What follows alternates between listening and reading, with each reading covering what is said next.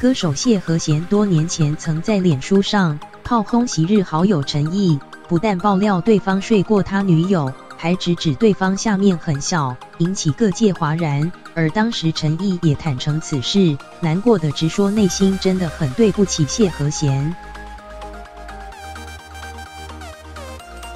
没想到，事隔快7年，谢和弦昨天26日竟贴出一张陈毅的照片，强调他们没事了，似乎让女友一事画下句点。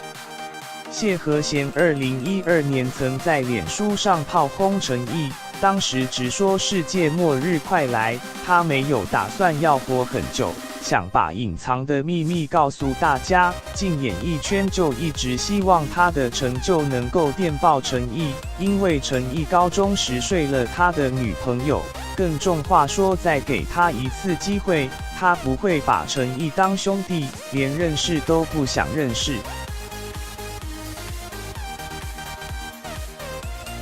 而当时陈毅也在脸书上回应，坦言介入好友感情很后悔，后来也找谢和弦谈过，当晚谢和弦揍他，他没还手，两人都哭了，谢和弦也说已原谅他，更直说他愿意承担这些后果，内心真的很对不起谢和弦，他犯了错，他会担下也会面对。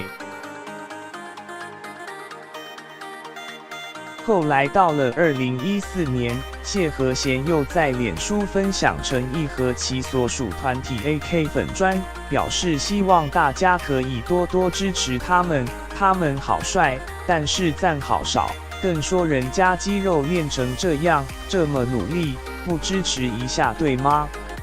被不少人认为是酸意满点的贴文，但他当时受访仅回应，这是美式幽默。